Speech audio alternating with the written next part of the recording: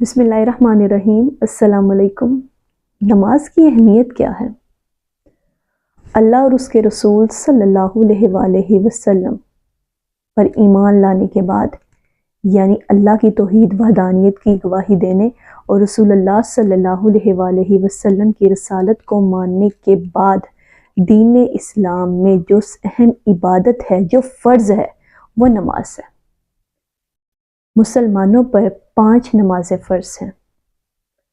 نماز انسان کو اللہ کے قریب کر دیتی ہے۔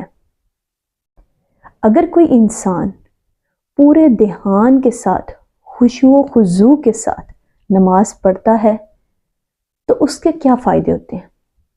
برائیاں اس سے چھوٹ جاتی ہیں، اس کو سکون محسوس ہونا شروع ہو جاتا ہے، وہ اللہ تعالیٰ کے خود کو قریب محسوس کرتا ہے، اس کے دل میں اللہ کا خوف پیدا ہو جاتا ہے، وہ زندگی میں جو بھی عمل کرتا ہے یہ سوچتے ہوئے کرتا ہے کہ کہیں میرا اللہ مجھ سے ناراض نہ ہو جائے، میرے اس کام سے ناراض نہ ہو جائے۔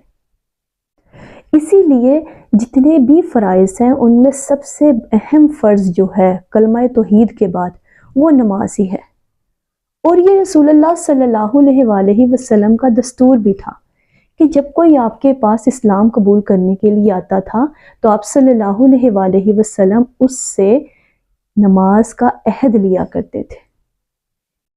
اس لیے کلمے کے بعد سب سے اہم جو چیز ہے وہ نماز ہی ہے۔